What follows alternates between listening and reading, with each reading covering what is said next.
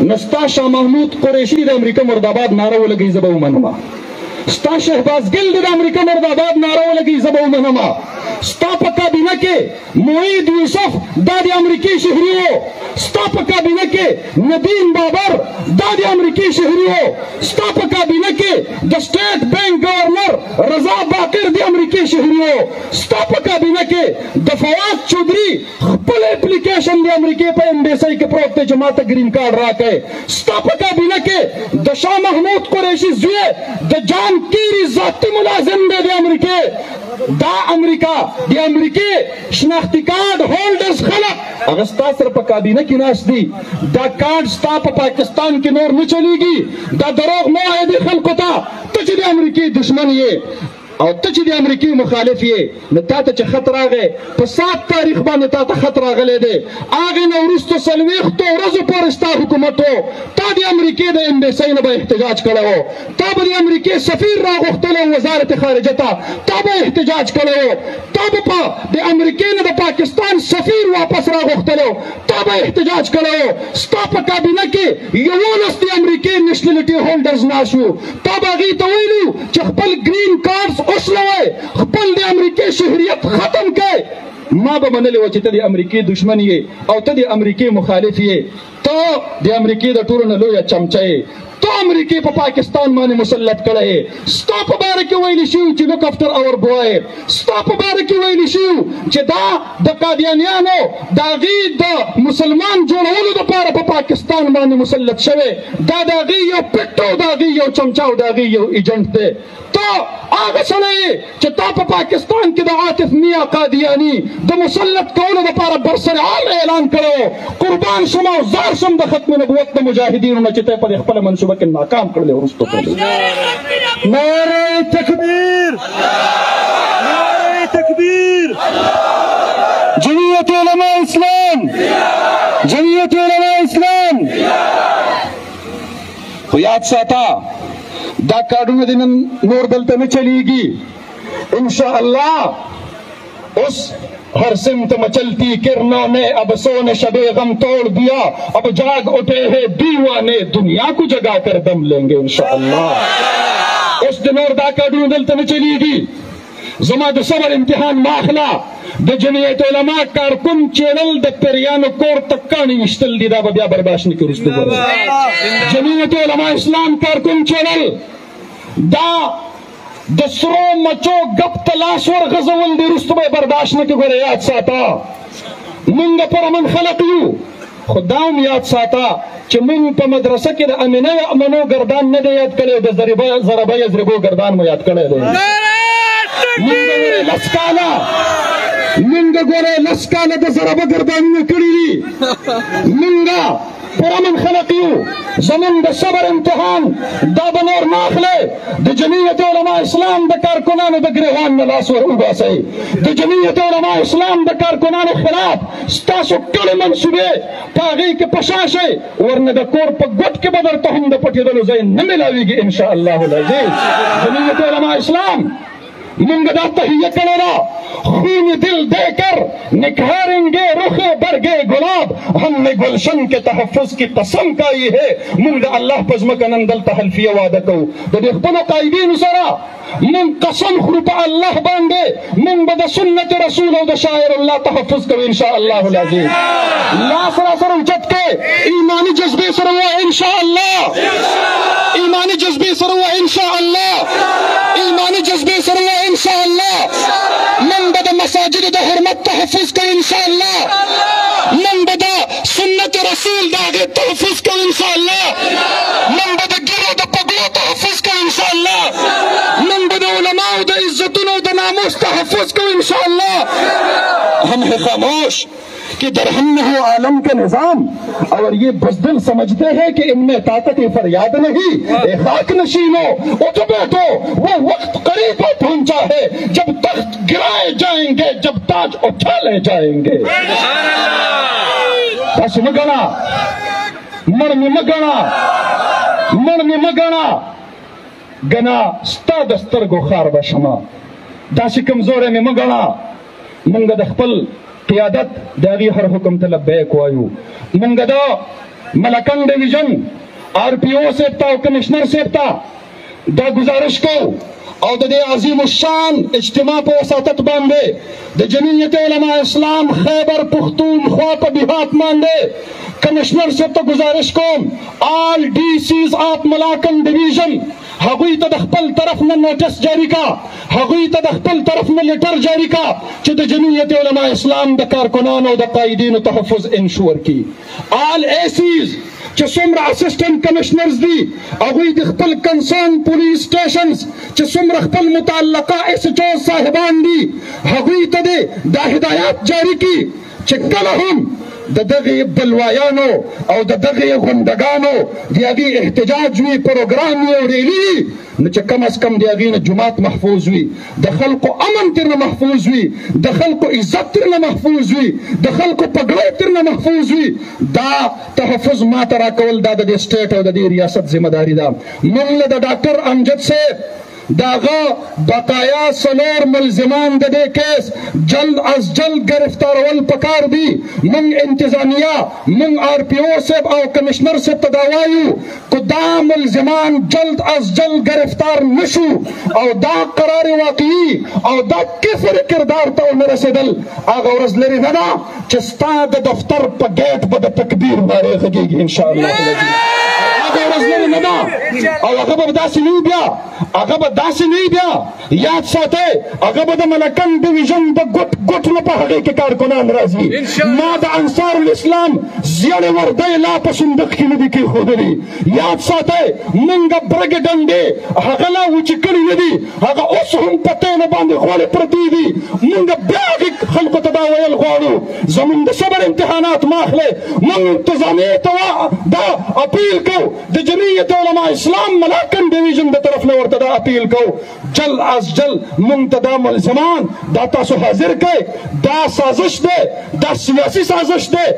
ما ته به دا نه وی چې دا د کور کلي خبره ده دا سیاسي سازش دی دا د دې علاقې د جمعیت علماء اسلام د کارکن د هغې د دباولو دپاره کوشش دی خو یاد ساته یہ غازی یہ مجاہد یہ پرسرار بندے جنہیں تو نے بخشا ہے ذوق خدائی دونیم ان کی ٹوکر سے صحرا و دریا سمٹ کر پہاڑ ان کی ہیبت سے رائی دو عالم سے کرتی ہے بیگانہ دل کو عجب چیز ہے لذتی آشنائی شہادت ہے مقصود مطلوب مومن نہ مالی غنیمت نہ کشور کشائی من د جمعیت علماء اسلام د کارکن تحفظ دا د الله د دین تحفظ ګڼو یاد ساته کو جمعیت علماء میدان ته راغله زه چې بیا مقاومت کوم د جهاد په نیت باندې کومه بیا به زما د خولې نه د سبیلنا سبیلنا الجهاد الجهاد نارې اورې بیا به زما د خولې نه د سبیلنا سبیلنا القتال القتال نارې اورې سبیلنا سبیلنا سبیلنا سبیلنا طریقنا طریقنا لبیک لبیک لبیک لبیک نعرہ تکبیر جمعیت علماء اسلام اللہ رب العالمین دے دا ستاسو جذبه قبول کی الله رب العالمین دے د جمعیت علماء اسلام دے کارکنانو ته د دې په دې عظیم جدوجہد باندې اجر عظیم دا نصیب فرمائی خو یاد ساتئ زما محترم ورونو چې کله درته هم موږ کال درکو کو ورځ او کو شپی کو لوږی او کو تندی کو ګرمي او کو یخني نو تاسو به خپل څادر د خپل ځان سره د کفن په نیت باندې راخلی میدان ته به راوځئ او د جمعیت علماء اسلام د کارکن تحفظ به کوو انشاءالله موږ به د دین تحفظ کوو انشاءالله موږ ہم داڑھی کا تحفظ کریں گے انشاءاللہ سب کہو انشاءاللہ نوچی ہوئی داڑھی کے ایک ایک بال کا انتقام لیں گے انشاءاللہ ہم اس کا حساب لیں گے انشاءاللہ اللہ رب العالمین دے جمعیت علماء اسلام تا دن دگنی رات چگنی ترقی نصیب فرمائی اقول قولی هذا استغفر اللہ لی ولکم ولسائر المسلمین حضرت مولانا طاول حق درویش سے بے انشاءاللہ دعا او عقیبہ بیان اختتامی فرمائی طول ملگری بے انشاءاللہ ترخیر پوری بڑی مجلس کی موجودی کا خیر جزاکم اللہ داؤ جناب حضرت مولانا مفتی فضل غفور سے چاوی زمنګ استاسو د جذباتو ترجمانی وکړه او په خپل ولورانګیز خطاب سره د جمعیت علماء اسلام د کارکون په جذبه کې مزید اضافه وکړه. زمونږ اخرنی مقرر د دغه پروګرام مهمان خصوصي زمونږ صوبایي مشر هغې به موږ ته پالیسي ساز بیان کوي. زما عزتمندو پرون موږ دغه انتظامیې ته ادب پر بیګانې احتجاجي مظاهره کې نن 2 بجې ټیم ورکړی چې دغه خلک گرفتار کړي. تر اوسه پورې په هغې کې څه قسم دوی پیشرفت نه دی کړی. په دې د پولیس ډپارټمنټ او پوره انتظامیه هغه انتهایی د غفلت شکار ده. دا نااهله انتظامیه د الله تعالی نه کار وي. دا خبرې زموږ شکوک پیدا کوي چې د دې په شا باندې یا دلته د پی ټي آی مقامي قیادت چې یا وزیر اعلی صاحب چې هغه ملوث دی یا هغه پشپناهي کوي یا د هغې په دباو باندې تر اوسه پورې څه قسم کاروایي مزید نه ده شوې. لهذا موږ مشرانو په خدمت کې درخواست دی چې مزید دوی ته 2 ورځې یا 1 ورځ الټیمیټم ورکوي، مهلت ورکوي. مزید موږ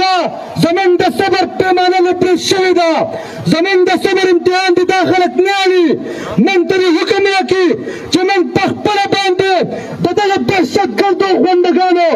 د دوی ملا ماتې کړو، سر وچه کړو. د جمعیت علماء اسلام کارکونانو د خپلو مشرانو په حکم بله پاک وایي.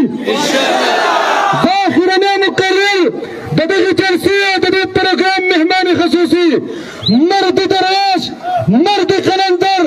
درویش جمعیت د جمعیت علماء اسلام صوبه خیبر پښتونخوا جنرال سیکرټري زما محسن او مربي جناب حضرت مولانا عطاالحق درویش صاحب دامت برکاتهم العالیه په خدمت کې درخواست کوم چې هغې دغه عظیم الشان احتجاجي مظاهرې ته مخاطب شي او د خپلو ضروري خیالاتو اظهار وفرمایي. نعرہ تکبیر، نعرہ تکبیر. جمعیت علماء اسلام حضرت مولانا عطاالحق درویش صاحب، حضرت مولانا عطاالحق درویش صاحب، حضرت مولانا فضل الرحمان صاحب،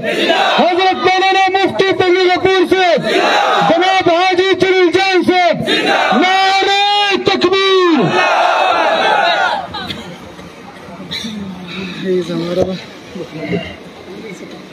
نحمده ونصلي على رسوله الكريم.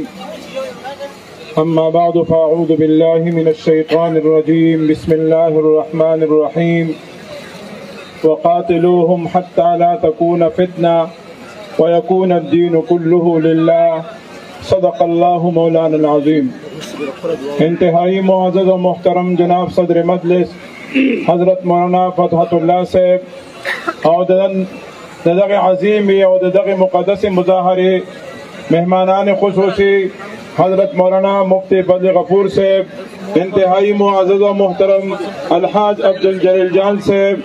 انتہائی معزز و مکرم جناب محمد اسرار مروت صاحب او د ضلع سوات د ضلع قائدین او د ضلع بنیرنا راغلی انتہائی معزز مشران او د جمعیت علماء اسلام د ضلع سوات عموما او د تحصیل مټ خصوصا انتہائی معزز او محترمو د دغه مظاهرې چې کوم غرض او غایه د دې چې کوم بنیادی ایجنډا او د دې چې کوم بنیادی بیانیه وه هغه زموږ ستاسو مشرانو تاسو ته وړاندې کړله او تاسو ته یې پیش کړه. ما طرف ته به لږ متوجه اوسېږئ. زه تاسو ته تقریر نه کول غواړم، زه صرف او صرف د خپلو مشرانو هدایات هغه ستاسو وړاندې کېښودل غواړم. خوږو عزتمندو تاسو به ماله جواب راکوئ. خوږو عزتمندو دنیا کې چې کله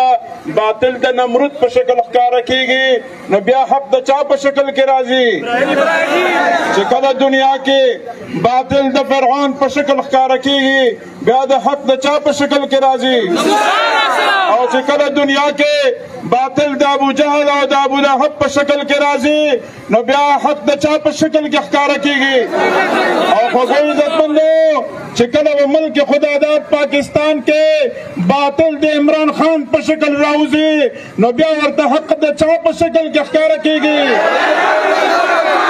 او چې کله فضل اسوات کې د مدارس دشمن، د علماء دشمن، د مساجد دشمن، د خانقاهونو دشمن، د تبلیغي مراکزو دشمن د محمود خان په شکل کې راوځي، نو بیا ورته حق د چا په شکل کې ښکاره کېږي؟ د جمعیت علماء اسلام د کاروان او د قافلې د سپایانو په شکل کې. کله دا باطل د محمود خان په شکل کې راوځي، نو بیا ورته حق د چا په شکل کې ښکاره کېږي؟ ولاړ یې که نه ولاړ؟ ولاړ به انشاءالله. هغو عزتمندو یاد ساتئ، دې وخت دا جنگ د ډاکټر امجد خان صاحب نه دی، دا جنگ د مولانا رحیم الله نه دی، دا جنگ د مفتی سید قمر صاحب نه دی. زه ته نن کلاو او ښکاره خبرې کول غواړم. هغو عزتمندو عمران خان د ملک ته د یهودو د ایجنټ په شکل رالېږلی شوی دی. عمران خان دا د پاکستانی قوم نمائنده نه دی، دا د پاکستان د ادارو نمائنده نه دی، دا د پاکستان د مسلمانانو نمائنده نه دی، بلکې عمران خان دا د یهودو نمائنده دی، دا د عالم کفر نمائنده دی، دا د بین الاقوامی اسټبلشمنټ نمائنده دی، او د پاکستان ته د مدارسو د ختمولو په ایجنډه رالېږلی دی، دی د مساجدو د بندولو په ایجنډه رالېږلی دی، دی د خانقاهونو د بندولو په ایجنډه رالېږلی دی، دی د تبلیغي مراکزو د بندولو په ایجنډه رالېږلی دی. لہذا نن د جنګ د هغه چا خلاف دی څوک چې د جومات په دروازه چوکیدار په حیثیت ولاړ دی. نن په امجد باندې حمله نه ده کړې، نن د جومات په چوکیدار باندې حمله کړې ده، نن د تبلیغي مراکزو په چوکیدار باندې حمله کړې ده، نن د خانقاهونو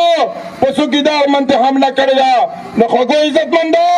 د جومات په جنګ کې به د دې باطلو خلکو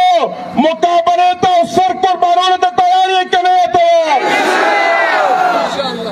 خوږو عزتمندو ما طرف ته متوجه شئ. زه تاسو ته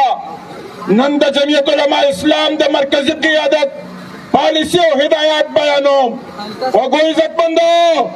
نن په دې صوبه پښتونخوا کې خصوصا په ملکن ډویژن کې نن د مدارسو دغه وارثان چې کوم راوتي دي او په دې باندې چې کوم تشدد په دیر کې وشولو، په سوات په مفتی سید قمر صاحب باندې وشولو، بیا د هغې نه بعد په مولانا رحیم الله صاحب باندې وشولو، او نن په ډاکټر امجد صاحب باندې وشو، او د دغه تشدد نه بعد د جمعیت علماء اسلام د ضلع دیر جماعت راوړو. کمشنر صاحب ته وینا وکړه، ډیپټي کمشنر ته وینا وکړله، ډي پي او ته وینا وکړله، ډي آی جي ته وینا وکړله. خوږو عزتمندو هغوی په دې کې د اف آی آر نه انکار وکړلو، او په دې کې د ګرفتارۍ نه انکار وکړلو، په دې کې مجرم له سزا نه انکار وکړلو. نو یاد ساتئ نن د جمعیت علماء اسلام پیغام دا دی چې نن په ملکن کې د ملکن ډي آی جي دا د پاکستان او د پاکستاني ادارو نمائنده نه دی ناست، دا د پی ټي آی نوکر ناست دی. لہذا د دې نه بعد د ډي آی جي د هغه د دفتر د تلو او د هغه د خپلو حقوقو د مطالبې موږ برپور مذمت هم کوو، بایکاټ کوو، بیا به نه ورځو انشاءالله. خوږو عزتمندو په دیر کې موږ خپل آواز اوچت کو او دته موږ حقوقو مطالبه وکړله. خوږو عزتمندو داسې موږ ملګرو ته انصاف ورنکړو، بیا په مفتی سید قمر صاحب باندې تشدد وکړو، په هغې کې د سلو کردار ادا کوي او د مجرم ته سزا نه ورکوي. خوږو عزتمندو د هغې نه بعد په مولانا رحیم الله صاحب ډزې وشوې، موږ بیا آواز اوچت کړو، د حقوقو د انصاف مطالبه وکړه. انتظامیه مجرم ته سزا نه ورکوي او ما ته مینت او سنت کوي. او پرون په ډاکټر امجد خان صاحب باندې چې کوم تشدد وشو، په دې تشدد کې موږ د انصاف مطالبه وکړه. د انصاف د مطالبې په بدل کې د مجرم له سزا نه ورکوي او دی راځي دی د مجرم لخوا ما ته دلایل وایي، د قاتل لخوا ما ته دلایل وایي، د اسلام دشمن خلکو لخوا ما ته دلایل وایي. یاد ساتئ وروڼو نن د دغې عظیمې مظاهرې کې دا اعلان کوم زمانګه د ډي آی جی نوم بایکاټ دی د ډي پی او نوم بایکاټ دی د ډي اس پي نوم بایکاټ دی د ایس ایچ او نوم بایکاټ دی د کمشنر نوم بایکاټ دی د ډي سي نوم بایکاټ دی د ایس نوم بایکاټ دی او زه به اعلان کوم چې تاسو به د دې نه بعد د انتظامیې سره بالکل تعاون نه کوئ موږ دې سره تعاون کوو نه هم چې کوم دی نو بایکاټ دی نعرہ تکبیر نعرہ تکبیر ما اعلی انتظامیہ مرد آباد ما اعلی انتظامیہ ما اعلی انتظامیہ غلام انتظامیہ غلام انتظامیہ مت انتظامیہ پولیس ڈپارٹمنٹ ڈی آئی جی کمشنر ڈی سی او دا ټول مرد آباد خوږو عزتمندو نن د ډي آی جي د دفتر نه د پی ټي آی د ضلعي دفتر جوړ شوی دی نن د ډي پی او د زاهد مروت د دفتر نه د سرکاري دفتر نه د پی ټي آی د ضلعي دفتر جوړ شوی دی نن ډي اس پي او ایس ایچ او هغه نن د محمود خان د کور نوکران ګرځېدلي دي هلته کې ډیوټي کوي یاد ساتئ دا نن سرکاري عہدیداران نه دي دا نن د پی ټي آی نوکران دي او دا ورته وایو چې ټیک ته نن خو توره شپه ده سبا به رڼا راځي ډي آی جي صاحب تا نه به هم د دې ظلمونو تپوس کوم ډي سي صاحب د تا نه به هم تپوس کوم کمشنر صاحب د تا نه به هم تپوس کوم او تاسو بیا داسې انکار کوئ لکه څنګه چې نن عمران خان د خپلو کړو نه انکار کوي هغه وایي زه د پایز حساب په کیس کې فریق نه یم دا هغه وخت کې غلطي شوې ده زلانه ثناءالله منته چې کوم 3 کیلو پاوډر پیش شوي دي زه د دې نه نه یم خبر خوږو عزتمندو چې نن کوم ظلم ده کړی دی نن دی د هر ظلم نه معذرت خوا دی نن د هغې په بدل کې معافیانې غواړو نو خوږو عزتمندو نن ډي آی جي نن ډي پی او نن ډي اس پي نن د تانې ایس ایچ او نن د مجرم ملګری دی نن د مظلوم سره ملګری نه دی نن د قاتلانو خواته ولاړ دي نن د مقتول ملګری نه دي نن د ظالم خواته ولاړ دي نن د مظلوم ملګری نه دي خوږو عزتمندو دا ټرک تاسو وګورئ د دې ایس ایچ او باندې زه 1000 لعنت وایم چې دلته دومره لویه مظاهره ده او قصدن آمدن دی را روډ او دا مظاهره غیر مؤثر کول غواړي خوږو عزتمندو دا ایس ایچ او دا ډي اس پي دی د کور نوکران دی زه د دې سټیټ نه ډي سی چې ته غواړم چې فورا موبایل ګاډی راونیسه د دې ټرک تعقیب وکړه او داسې ګرفتار کړه ایس ایچ او فریق مه جوړېږه که نه کارکونان په خپله ځای داسې رانیسي دا پړونه دیکھو راځئ ما طرف ته متوجه شئ خوږو عزتمندو ما طرف ته متوجه شئ منګه یاد ساتئ چې کومه کارکنانو ته درخواست دی خوا راځئ کارکنان دی خوا راځئ کارکنان دی خوا راځئ دی خوا ګاډي پسې مه ځئ دی خوا راځئ انصار الاسلام ملګرو ته خوا سه دی خوا راځئ خوږو عزتمندو لہذا د دې نه بعد موږ په تاله کې یو اف آی آر درج کوو نه او د دې نه بعد موږ د دغه اف آی آر هم د دې نه نور تپوس نه کوو او دا یاد ساتئ د دې نه بعد د جمعیت علماء اسلام کم ورکر ته هم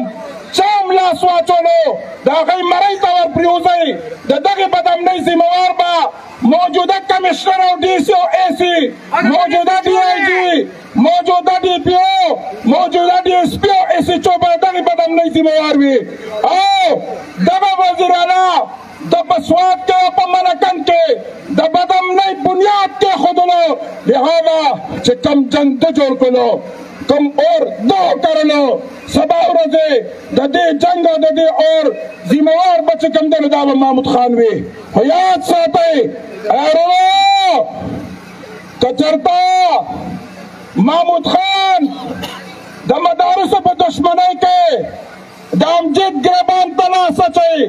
دا یو امجد نه دی که دا تشهید کې 1000 امجده ژوندي دي انشاءالله العظیم. دا دشمني د امجد خان سره نه ده، دا د جماعت دشمني ده، دا د مدرسې دشمني ده، دا د خانقاه دشمني ده، دا د تبلیغي مرکز دشمني ده.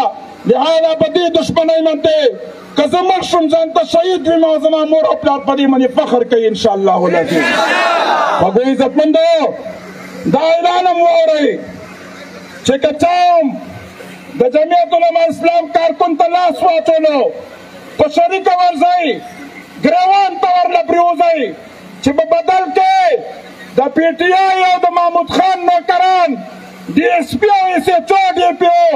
ګرفتاري وکړي.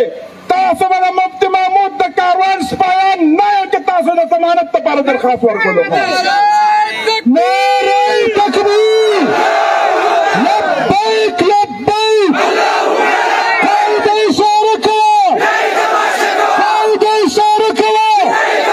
یا آواز یا قوت، یا آواز یا قوت. قائد تیرا ایک اشارہ، حاضر حاضر خون ہمارا. قائد تیرا ایک اشارہ، قائد تیرا ایک اشارہ. تا په ما باندې په دین کې تشدد وکړلو، انتظامیې زما تپوسو نه کړلو، په مفتي صاحب کمر دې تشدد وکړو، انتظامیې تپوسو نه کړلو، په رحیم الله دې تشدد وکړلو، انتظامیې تپوسو نه کړلو، په ډاکټر امجد خان باندې تا تشدد وکړلو، انتظامیې تپوسو نه کړلو. لہذا دغه ادارو ته نن زه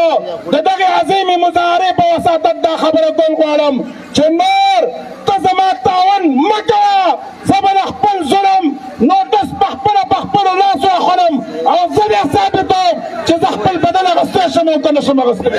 لبیک لبیک، لبیک لبیک، نعره تکبیر، جمعیت علما اسلام.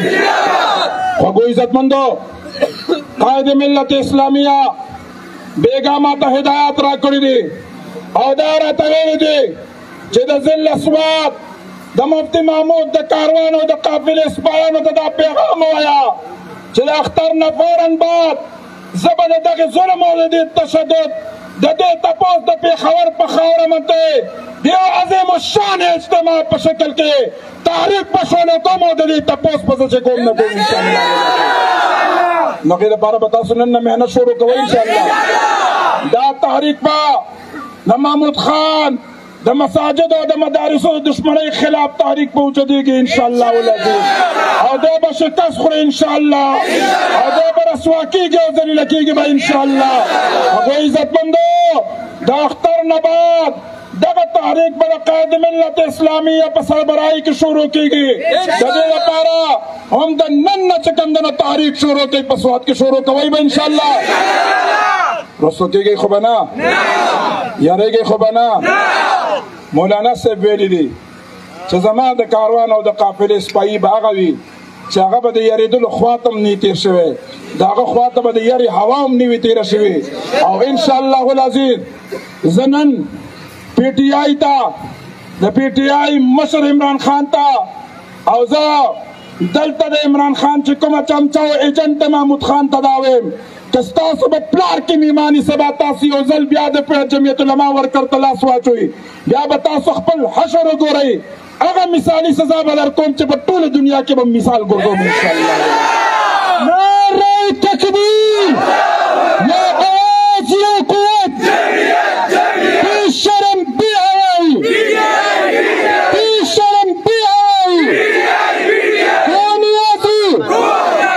گونیازی، چرس پی کی سونیازی، ایک ٹکی کی سونیازی، نکیہ تیرا شونیازی.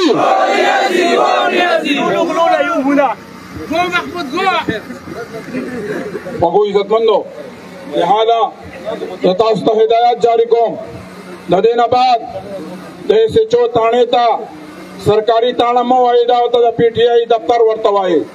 ایس ایچ او ته به تاسو ایس ایچ او نه وایئ، دا د پی ټي آی نوکر ورته وایي، دا د قوم ایس ایچ او نه دی. ډي ایس پي ته، ډي پي او ته او ډي آی جي ته دې وخت کې سرکاري نماینده او د قوم نماینده ورته مه وایي، بلکې دا په دې وخت کې د پی ټي آی نمایندګي کوي، دا د هغوی خدمتګار دي، دا د هغوی نوکران دي. لہذا چې کوم سړی د سرکاري ادارې د نماینده په حیث خپله ډیوټي نه کوي، لہذا دغې ادارو ته نن موږ نو خپل کیس نه وړو، موږ به د خپل کیس نوټس په خپله اخلو انشاءالله العزیز. او د تمام ضلع سوات دلته د ضلع امیر او جنرال سیکرټري ولاړ دی، دواړو ته فتحت الله صاحب او مفتی صاحب قمر صاحب او ټول قیادت ته زه دا هدایت جاري کوم او دا ورته وایم که تاسو سره دوی د تعاون دپاره وایي چې تاسو په پلانکۍ مسله کې تعاون کوي، تاسو ورته وایي موږ خپل جماعت د تاسو نه په بایکاټ باندې موږ ته اعلان کړی، زموږ د تاسو سره د هر قسم چې کوم تعاون کول دی موږ بایکاټ دی، موږ تعاون ته تیار نه یو. او د دې نه بعد که دوی راځي او تاسو سره چیرې وایي مذاکرات کوو، ورته وایه مذاکرات پاله کوو چې قائد ملت اسلامي مولانا فضل الرحمن پیغام راولیږي، د هغې نه په دې خوا باندې زموږ تاسو سره مذاکرات نشته. وګو عزتمندو امامانو ته دا هدایت جاري کوم، تاڼې ته به نه ځوړئ، د ډي ایس پي او د ایس ایچ او د ډي پي او میټینګ ته به نه ورځئ، د اے سی میټینګ ته به نه ورځئ، د ډي سی میټینګ ته به نه ورځئ، د کمشنر میټینګ ته به نه ورځئ، هغه وخته پورې چې تر څو پورې قائد ملت اسلامیه مولانا فضل الرحمن صاحب دوی نه مطمئن کړی، تر هغه وخته پورې دوی سره زموږ د ټولو امورو نه بایکاټ دی، د دوی سره د هېڅ قسمه تعاون کولو زموږ اعلان نشته دی، عدم تعاون اعلان دی، کوئ به که انشاءالله ولګي. او خوږو عزتمندو اف آی آر له به نه ورځئ، که روغې له درځي نو مه ورسره کښېنئ. خوږو عزتمندو واحد خبره دا ده چې زموږ انصاف پکار دی، نن دی د انصاف په ځای د ظالم ملګري دي، نو تاسو به د خپل قائد د دې هدایاتو سره ودرېږئ انشاءالله، د دې پیغام سره به ودرېږئ انشاءالله. برن په ملکن کې انتظامیه مکمل ناکام شوې ده، لہذا د خپلو کارکنانو د سپایانو تپوس نور په خپله کوئ، هلته ځان وررسوئ ښه، چې کله به فیسبوک اعلان کېږي چې په پلانکي ځای کې پلانکي ملګري ته او پلانکي کارکن ته لاس واچولی شو، او چې څنګه آواز در ورسي د مور او پلار جنازه پرېږدئ، خو لیکن کارکن ته ځان وررسوئ او دنیا ته ثابته کوي چې د جمعیت علماء اسلام ورکر لکه مولانا فضل غفور صاحب وفرمایل چې د جمعیت علماء اسلام کارکن په مټه کې په دې کلي کې دا لاوارث نه دی، د ده وارث د جمعیت علماء اسلام د سند جماعت هم د ده وارث دی، د پښتونخوا جماعت یې هم وارث دی، د بلوچستان جماعت یې هم وارث دی، او د پښتونخوا جماعت یې هم وارث دی، او د پنجاب جماعت یې هم وارث دی. 15 لکه علما